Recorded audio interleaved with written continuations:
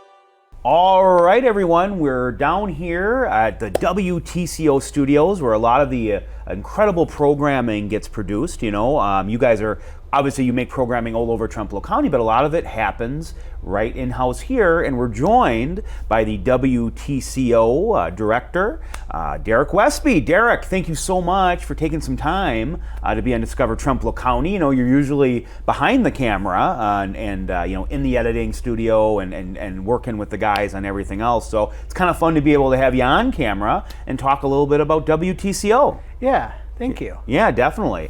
So, Derek, first of all, tell us a little bit about yourself. Obviously, you seem to be a relatively young guy, but you've got a long history of working with community media, with PEG stations, that sort of thing, long before you came here to Trempealeau County. Yeah, so I started working in community television when I was 16. Oh, wow. So I've been in community television for 15 years now. 15 years. Wow. And I started part-time in Stoughton as a media operator. So all I did was camera work. And then I gradually learned more and more and then became full-time there in 2018. About a month after I turned 18. And I've been full-time in community television ever since. Wow, that's incredible. So Stoughton, you spent a lot of years there. What was the work that you would do at Stoughton? From my understanding, you kind of did it all. Not only working with the studio, but you did IT work and all that stuff. So when I first started, it was all production. All I did was production, and then gradually I began to take over more stuff, like the city's website, and then the phone system, and then AV systems, and then security camera systems. So then when the city decided to make an IT department, they hired an IT director and put TV in with it, and that's when I started doing networking and system administration and all the stuff that we have a department here that does. Mm-hmm. So then you started here at Trempealeau County, it was December 31st of 2020? 28th. December 28th. December 28th, all right, yep. of 2020. I guess what, having a lot of experience in local community television, what attracted you to Trempealeau County? I know I love Trempealeau County, but when you being someone who's not from here, you didn't grow up here, right. What attracted you to come to Trempealeau County to further your career and add your skills to what we have here at what was then TCC TV, now WTCO? Yeah, so I came here because it's a really unique station. Here in Trempealeau County, the TV station is carried in HD. Mm-hmm. Most of the state it's not. We're on a channel number you can find. People care about the channel. There's so much more production here, like your show. Mm-hmm. In Stoughton, we didn't do anything like that. There was no shows that we did regularly. There it was mostly government meetings and sports and school concerts. Where here we do shows and concerts and sporting events and meetings and all kinds of stuff. So we do some stuff that doesn't even show up on TV. It's a really unique place to have a community television station. Oh, you bet. And you really wasted no time when you started, gosh, only about 9 months ago, 10 months ago, to make some really incredible changes and to try some new initiatives. One of the big things being, again, the rebranding of the station. From, its first 40 years, people knew this station as Trempealeau County Community Television, TCC TV. And then you came in and working with your committee and talking with the other staff here. Now we're WTCO right there. Yep. I guess what inspired that change and why you saw that to be important, and then talk about just some of the other pretty incredible things that have happened here in the last 10 months. Yeah, so we went to WTCO mostly because people thought so much that we were combined with the cable company. So we were getting people's phone calls about their cable bill, because Tri-County Communications Cooperative goes by TCC. So people thought TCC and TCC TV were the same thing, and we're not. So we went with WTCO, just kind of as a play on some of the way that they brand TV and radio stations through the over-the-air broadcasts. Everything east of the Mississippi starts with a W, and everything west of the Mississippi starts with a K. So that's why we started with a W. And then T for Trempealeau and CO for county, and we put the little county cutout in the O just to make it very specific to the county. That's really incredible. And again, not just the name change, you pushed pretty quickly. You saw some areas where we needed some new technology. We needed to operate with more manpower and things like that. And you made it a big priority to go after that. Talk about some of those changes. Well, when I got here, there was a lot of things that I hadn't seen in community television before, such as during county board meetings, the studio cameras would get rolled into the county board meeting room, and then they'd have to have a camera person at them to move them, where a lot of the communities around the state have pan tilt zoom cameras, or PTZ. So we put PTZ cameras in the county boardroom and even here in our studio, so that we don't have to have a camera person in here, so we can do an entire studio show with just one staff person, because we do have 3 full-time staff people now. Which is a change as well. Yeah. You had just, I think, the director was full-time and then 2 part-time staff folks. But that's changed too in the last months. Yep, the 2 part-time people were at 28 hours a week with prorated benefits. And with all of the expanded coverage due to COVID, we were able to bump them up to full-time. And that happened in April. So that was only 4 months after I started here. We got them to full-time. We've spent about $80,000 on television equipment since I got here. And then some of the other stuff was already in the works, like the microphones in the county boardroom, which was another $35,000. So we've spent a lot of money getting the station caught up. We got new lighting in the studio, new set pieces, an entirely new control room, all new cameras for when we go out and about, and a multi-camera remote production switcher, which is how we're doing our live sports. And I'm glad you brought up the live sports. That really has seemed to be a really incredible new thing that the studio, it had done it. I think maybe it was playing with it a little bit before you got here, and now you're doing a lot of live programming and like live on-site programming, whether it be sports events or parades or things like that. Yep. We at my old job in Stoughton, we did everything live. Everything. We did 9 different sports live, all the home events at one school. Here in Trempealeau County, it's a little different because we have multiple school districts, so we have to kind of pick and choose in a way that we make sure every single school district gets at least one, football game and one boys basketball game and that kind of stuff. And we started doing some parades live, which you helped out with. Yeah, a lot of fun. And we're looking to do more live in the future. Oh, that's really incredible. So you spoke a little bit too about the real significant financial investment that's been put in the studio within the last year. How does a station like WTCO, where does its funding come from? I know it's multiple sources. How does that work? Well, here in Trempealeau County, we're unique because we're not run by a city. A lot of cities and villages throughout the state fund their stations through franchise fees, which I think you'll hear more about in the second half of the show. But here we get supported by tax money for the staff, but all of our equipment is purchased through donated money. So with that amount of money that we spent on equipment, some of that was reimbursable by FEMA because of the meetings, but the rest of that came out of donated money. So all of that $80,000 we spent on equipment, none of that came out of Trempealeau County tax dollars. Wow, that's incredible. And you know, when people hear those numbers about, you know, the upgrades and equipment, but really it's hard to even describe the quality of programming has been able to increase so much, and the ability to make more programming because it's more convenient to do it. It's been really incredible how you've, you know, taken this new equipment and really converted it into making some incredible programming. Yeah, we definitely spent a lot on equipment and got a lot worth out of it. Yeah. And when people hear $80,000, they think that's a lot of money. In community, in television in general, that's a drop in the bucket. Yeah. I remember talking with somebody from Wisconsin Public Television in Madison, and they told me they got a great deal on their production truck. It was only $8 million. Oh my gosh. And up here we're talking, you know, $80,000 to replace almost everything we had. Yeah. So $80,000 is when you do it cheap but quality. So tell me this, you know, you guys play such a diversity of programming, whether it's religious programming or shows like Discover Trempealeau County or, you know, sporting events and parades and really just really interesting things.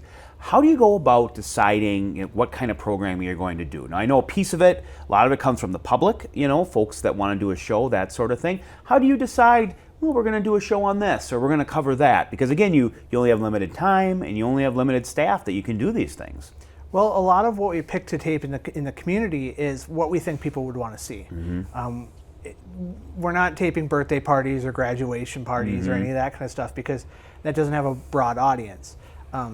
Sporting events that we do, everybody likes football. Whether your team's playing or not, you're going to want to watch it.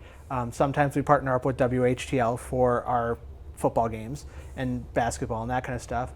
And then a lot of our programming, like the church programs, our service is open to every church. Any church that wants to broadcast on our station can contact us. We have a church rotation where people get to air a few times for 1 week every other month because so many different churches are on our rotation. But so we have that dictates our programming. And then we also download a bunch of programs such as Sidewalks Entertainment, Paltrowcast, stuff like that is more produced on a national level that we think people in the county would like to watch. That's really great. And I think, you know, something that's a bit unique to WTCO, maybe compared to some other stations, is because of your staffing and funding, your ability to produce original programming for the station. I know there's some stations around the state, they really don't have the time to produce, so they're sharing a lot of content. So what goes into, you know, what's the process for like when you decide, okay, we're going somewhere, we're gonna make a show out of it? Kind of what's that process? You know, the going out there and capturing it, and maybe the editing, and how does it go from that raw footage that you guys are out there taking? Let's say it's Discover Trempealeau County, when you've got, you know, goofy me out there talking to folks, and you've got to cut out all the errors that I make and things like that. But what's the process? Well, I have a really good staff that understand the process on their own too. Yep. So when we go out and do like Discover Trempealeau County, all three of us will go out there. And even though it looks like it's so seamless and easy to do, part of that is we get what's called B-roll, which is the stuff you see over the top of people talking.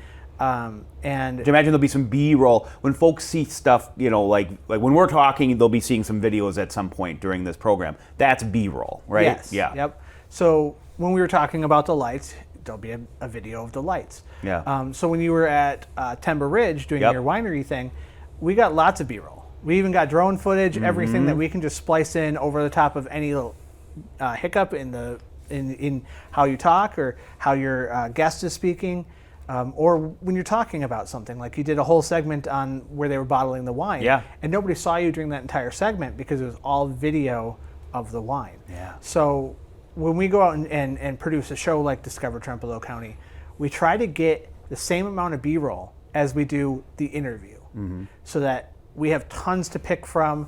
I flew the drone for probably a good half hour just getting drone footage. And so the whole process is you go out there and you listen to what they're saying. Then you get footage of everything that they say. Mm-hmm. And then you get, for example, say you're getting B-roll of this tote bag here, you're going to get that from 4 different angles. Oh, wow. And then just figure out how to meld that all together into a cool shot. And you'll go, I like this one of the 4, and then the other 3 don't get used. Yeah, that's incredible. And on the subject of programming, obviously you and the staff are producing a lot of programming, but volunteers are incredibly important to the studio too. And really, any citizen, I think I have this right, any citizen of Trempealeau County, they have the ability, as long as they're producing a program that will be aired on the station, they can come in. They could produce something in-house if they wanted, if they want to make a show about a subject they care about or a passion they have, or if they want to go into the field and make a show. You guys will both show them how to use the equipment and then work with them to get that show produced. Yeah, and we have some people who are now on staff that used to be volunteers, like Nancy and Mary. That's right. For their History Files show. Or Name That Road. Or many other things they make, yeah. And the way they make that is they just decide when they're going to do it, and they go and do it. Yeah. And then they bring it back here, and Nancy does all the editing. We don't really have a whole lot of time into it for us, other than helping Nancy with, there's this issue or that issue, or making their introduction videos and that kind of stuff. But anybody can make a show. Yeah. And it can be on whatever you want. We've had craft shows, we have religious programming, we have Discover Trempealeau County. Mm-hmm. We can have people do a show on ants if they want to, sure. Or trees, or bugs, or anything they want. Yeah. And I think I saw last week you had a group of, it looked like school children, or were they high schoolers, or something like that. Yep. And again, working with youth and working with the community is something that's, I think, pretty important to you here at WTCO. Yeah, we've gotten involved with the Blair Taylor video production class that they have. And they have about 4 students in that class. And they shadowed us at the 2 football games we did in Blair, where they came and watched and asked questions and about our process, because most of those high school kids have never seen a television station before. Yeah. It's not just something you can make an appointment and go see. You can't go to La Crosse and just walk right into Channel 8, but here you can. You can just stop by if we're here and take a look around. That's incredible. So in a little while, we're going to be talking to Mary Cardona of Wisconsin Community Media. And I know, Derek, you're involved in that organization. I believe you're a board member on there. Talk a little bit about that work, and talk about how WTCO is connected to other community stations around the state, and how they work together, and value you see from that from your perspective. Yeah, I'm on the board of WCM. This is my 2nd term. I was on once before, then took a year off, and now I'm back on. And then I'm also on a couple of committees for them. And actually, I'm speaking at their conference at the end of October. And we all work together to kind of forward the idea of community television. So right now, as we shoot this, we're in the middle of Hispanic Heritage Month. And we taped Tremendos Musical del Sur. I'm sure I'm saying that wrong. But we taped them in Arcadia. And we sent that out as an option for all of the community television stations in the state to air. And a lot of them are downloading that to air as part of Hispanic Heritage Month, because they don't have a Mexican Hispanic band performing in their area. So then they can use that. Or them Coolie Boys. They're airing around the state now too. And sometimes we'll download stuff from other stations that we feel would work well with our audience. Yeah. So, again, we've talked a lot about just the really fascinating things you guys are doing, and how there seems to be, a lot of support for the station. What are some of the challenges of running, a local public access station like WTCO? Well, one of the biggest challenges we have is getting people to do a show.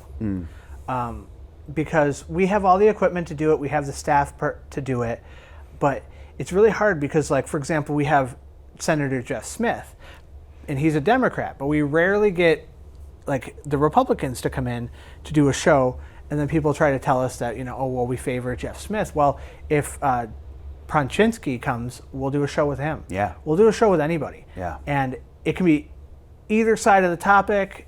both, you could have a debate show, whatever you want. I mean, there's radio shows where there's a Democrat and a Republican that co-host it, and they disagree on things on the air. And we could do a show like that. Yeah. I think that our biggest issue, other than trying to get revenue for buying equipment, is trying to get people to actually do a show.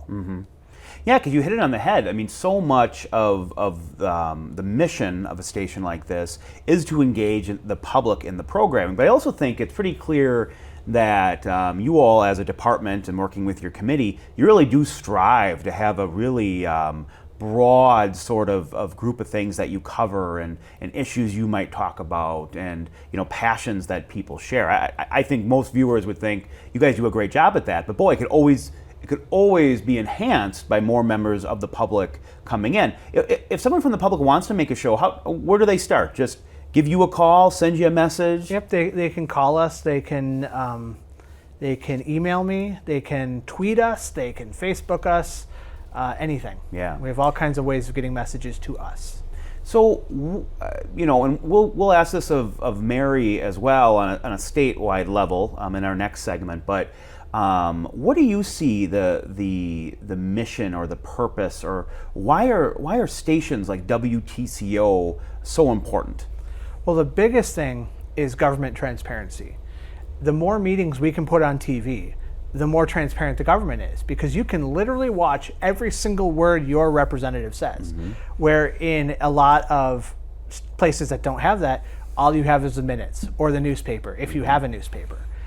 So the government transparency is huge, especially during COVID, where we were covering every single committee that happened here.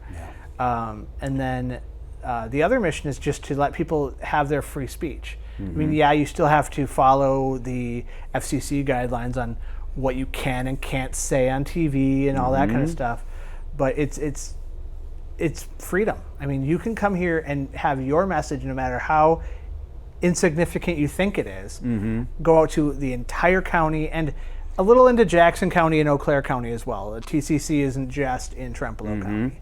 Well, and that's important to note too, not just on your local cable channel, but now folks anywhere in the world can tune in because of the different streaming services. Just talk briefly about that, how that's changed in the last months. Yeah, or last year, really, I suppose. About a year and a half ago, John Kelly, who was here before me, got a piece of equipment with our broadcasting system that streams 24/7. Now we have video on demand. Now we have a YouTube channel that we launched in February. So there's a lot of online viewing options too. We have Roku, so anybody with a Roku device anywhere in the world can watch our programming, can watch a live feed of anything that's going on. Wow. And that's incredible too, and great for the station, because I know a lot of folks that will share on their social media maybe a show they enjoy or something like that. Or we focus a lot on Discover Trempealeau County, on interesting places to go see and experience, and now to have the ability to take that video and easily share it on social media, have it on YouTube, have it on the different platforms. It's really been incredible, and I think it's such a leap for the station into the future. Not every community channel has that ability to do that at this point. Right. A lot of community channels are limited by their city policies too. So some places they're not allowed to have a YouTube channel because people see it as, well, an ad pops up when somebody's watching your government meeting. Well, yes, but it's also a free service to the public. So it's kind of one of those, you have to balance out the good with the bad and just see where you go. So where do you see, the station's been around 41 years? Is that where we're at? 40? Something About 40 and a half. 40 and a half. Well, 40 and a half. So older than us. Yep. And where do you see it going in the future? You've talked a little bit about it, but what's next, or what's coming up in the years ahead for WTCO and community access stations maybe around the state? What direction do you see us heading? Well, here I see us going with more and more content. We're going to try to drive more multi-camera live sports, more multi-camera live parades and concerts and that kind of stuff. Of course, that's limited to where we can get a data connection, because we can't do a band live from the middle of nowhere where there's no cell service, or in the bottom of a valley if we're taping a band at, say, a pizza farm. Yeah. There's not enough cell signal there for us to be able to go live for that. But like when we did the football game last week from Blair Taylor, we had amazing cell phone reception, so we could do that live. So I see us going live in a lot more places as long as we can get a good connection to do that. And statewide, we're really hoping that that community channels will be able to go HD. Oh, wow. There's so few channels that are broadcasting in HD. They have all the ability to, but the cable company won't let them. We're very fortunate. TCC about 5 years ago said, sure, you can go HD. But in a lot of places, you can't even find the channel, and it's in substandard definition. And yeah. So we're pretty blessed here at WTCO to have the abilities that we have, because if you've always had something, you're just kind of used to it. But it's pretty special what we've got here. Yeah, here we're on channel 18 or 618 in HD. A lot of the community channels in like Dane County are in the 980s and 990s. Oh, wow. So unless you know they're there, you're probably not going to stumble on them. You're not going to find them. Wow. And they're using equipment to broadcast that the technology is older than we are. That's crazy. And they're still using it because that's what Charter says they have to do. Wow. Well, Derek, it's been a real pleasure. I've gotten to know you a lot over the last month since you started here, and of course, obviously, I work in Trempeal County's Economic Development and Tourism Coordinator, and how we've been able to partner with you guys has been really incredible. So I just want to thank you and Drew and Rick for the incredible work that you've helped us do better work as well. So thank you again. It's been a real pleasure chatting with you today and learning a little bit more about the studio. And next, we'll be talking to Mary Cardona from Wisconsin Community Media.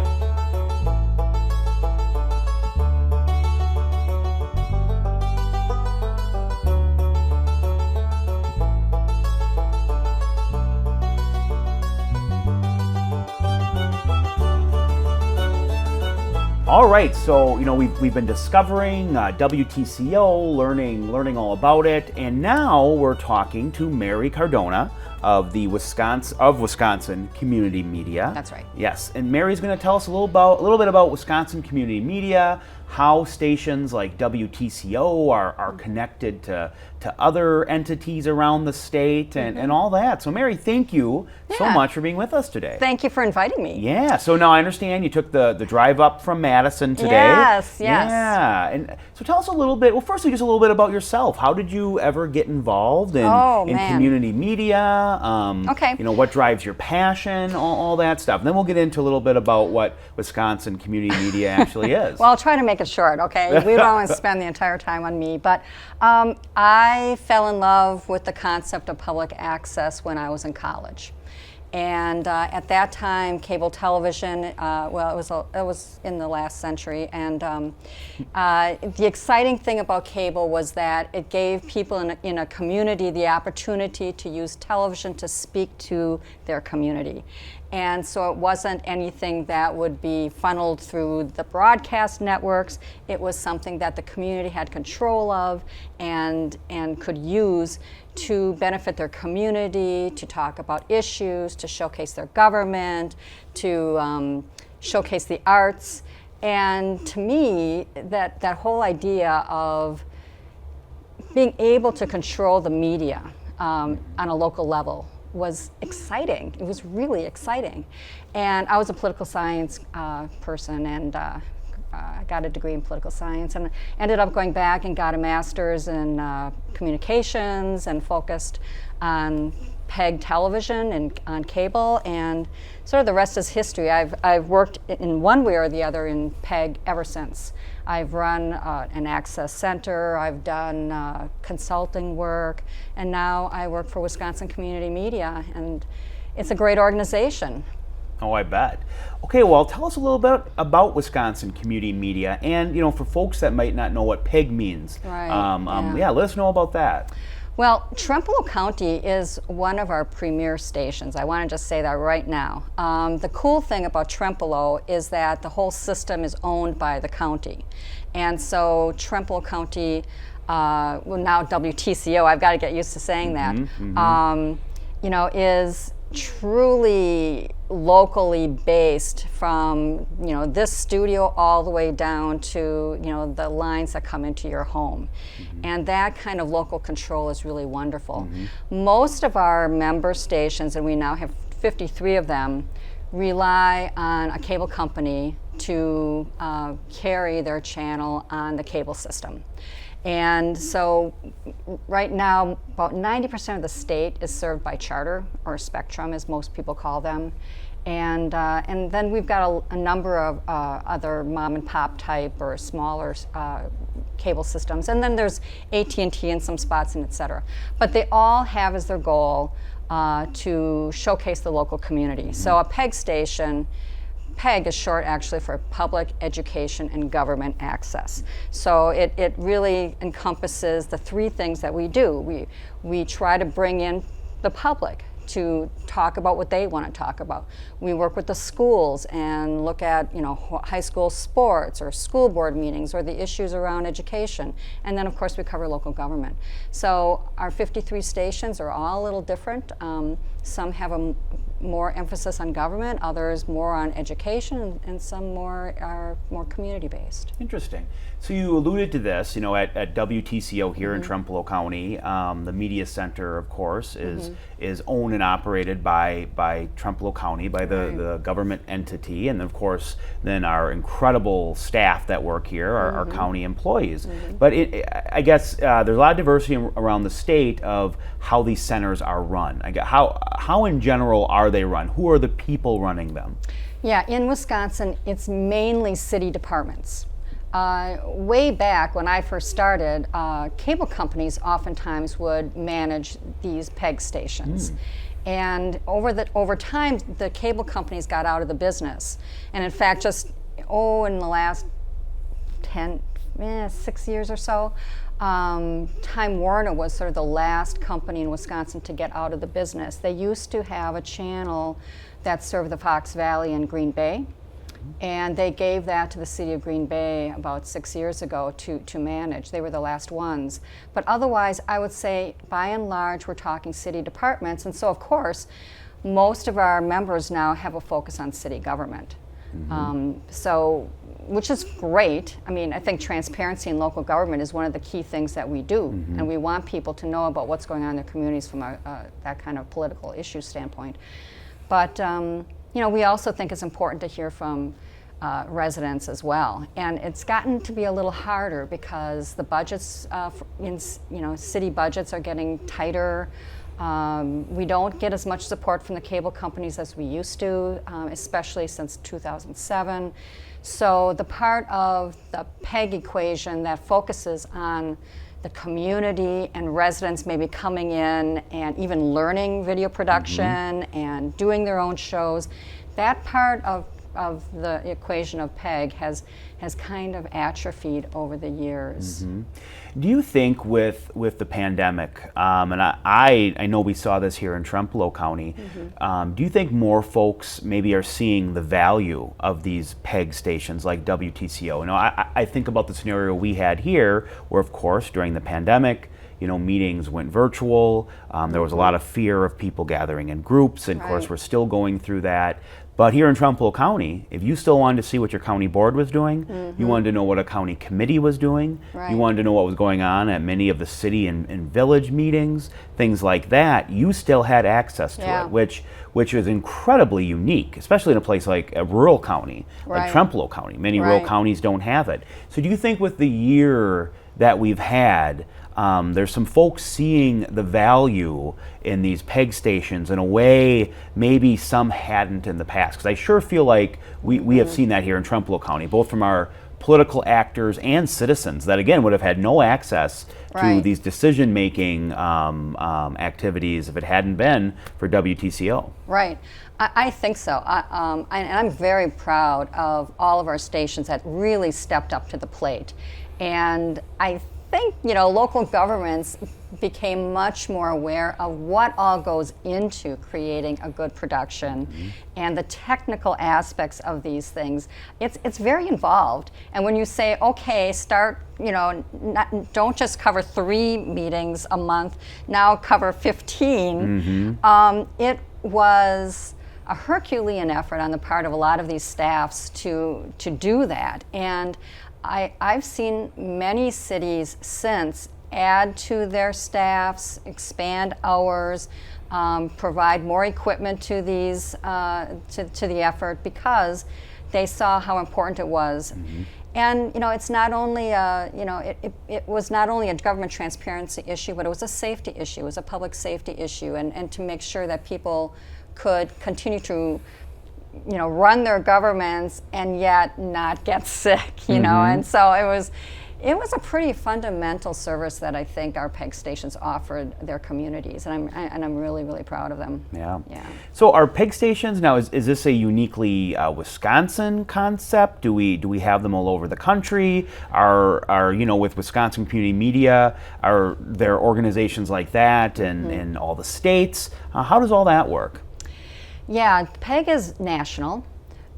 Each state regulates PEG in a slightly different way. We're all governed by a federal law, but in some states, control over these kinds of stations or the statute governing them or the ordinances governing them is on the local level, which is what Wisconsin had until 2007. And then there are a handful of states, maybe a dozen or so, that in 2007-ish, in that period, transitioned to a state-level franchise.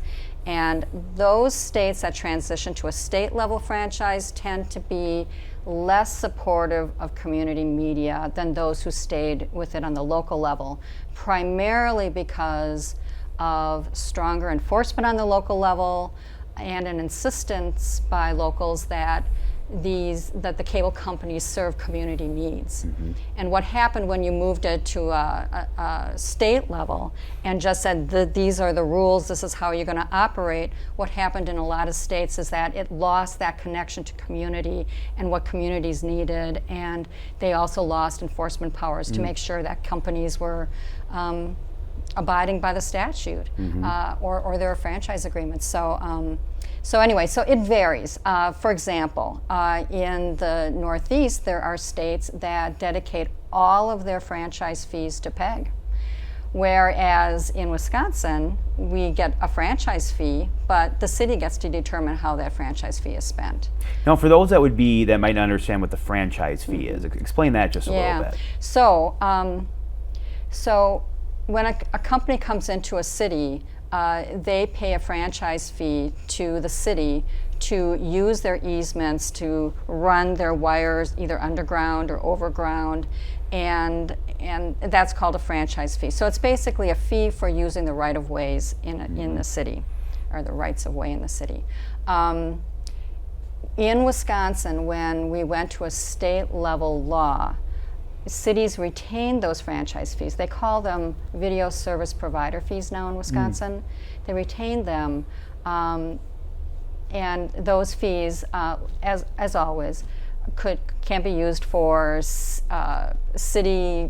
anything the city wants to spend them on, or they can spend them on PEG. It can be either. But the idea is they're paying the public for the use of their rights of way. I see. So you alluded to the year 2007. You've touched a little bit on some of the challenges facing community media. But I guess what are the threats to community media here in Wisconsin? What has changed over time, and where do you see the real challenges going forward? Well, I think the big threat in Wisconsin is that the law that was passed in 2007 is very weak. And cable companies, which include telephone companies that also offer cable service like AT&T, cable companies are barely regulated, and the enforcement powers of the state are very light. So recently, we had a situation where we had several PEG channels go down. And this was because the cable company, particularly Charter Spectrum, hasn't been upgrading the equipment used for PEG in a very, very long time. And it seems as though recently they've come to the realization that they have to do it, otherwise these channels are going to go off the air, and they do have a duty to transmit these PEG channels. So they're starting to change the way they're transmitting them, but apparently they're not quite ready to roll that out. So when Rice Lake and Oshkosh and Green Bay all went down because their old transmission equipment broke, they at first told these cities that it would be 5 or 6 months before they would get their channels back up. Oh my gosh. Yeah. Wow. And we just went wild. You know, we started contacting legislators and talked to city officials, and we've talked to state agencies, and basically said, this is not okay. And the pressure that we put on Spectrum really worked, and what they did was they happened to find either little fixes or substitute equipment to replace this transmission equipment with. But the equipment is so old that you can't buy it. Sure. It's so old, you have to see if you can dig out an old secondhand one somewhere that someone isn't using and it's in their closet. Yeah. Because the way they transmit PEG channels right now is so antiquated, only old equipment will suffice. And that's why they wanted to leave these channels off the air for 5 or 6 months, because they need apparently that much time to upgrade how they're transmitting the channels. Wow. So, you know, I know, and one of the reasons why we're doing this Discover Trempealeau County on WTCO and on Wisconsin Community Media, it's October 20th is Community Media Day. Right. And I think a lot of folks, especially folks that enjoy this program and all the programs on WTCO and the other PEG channels throughout the state, they're folks that probably see the value in it and they want to support community media. So, Mary, talk to us a little bit about, you know, Community Media Day, and then also how folks can let their voices be heard and show their support for community media. You know, whether it's on the local or the state or even the national level. Well, Community Media Day is a national day that is celebrated that to promote the idea that local media is important, and we celebrate not only cable PEG channels but also low power FM radio, which is also another way that we get local media.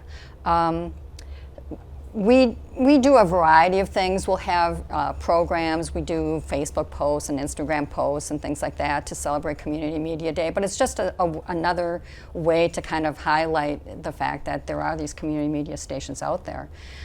If people want to support their community media stations, I think there's a number of things they could do. They could let their legislators know that these channels are important, that they watch what's on them. You know, they can tell them, I love watching government meetings on cable television. I mean, there are a number of ways. These media centers don't just use cable. They will stream on Facebook. They will use the web. They do video on demand. They might be on Apple TV. But we find that there's a large sector of our audience that subscribe to cable, and they want to see this programming on cable, and they want to see it in HD. You know, right now, even though Charter is upgrading their transmission scenario for PEG, they're still not planning to carry us in HD. And that's just a crime. I mean, WTCO is in HD and has been for a long time. Most people watch TV in HD. There are people with 4K sets, and there's 4K, you know, programming. So we're really stuck in the last century here with SD.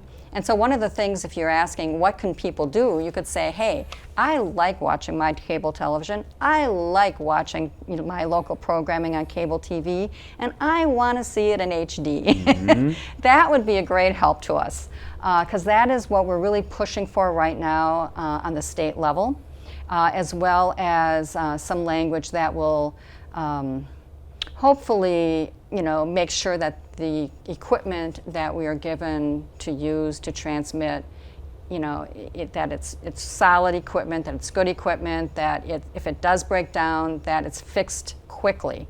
I mean, we don't want to face another situation where our stations are off for 5 or 6 months.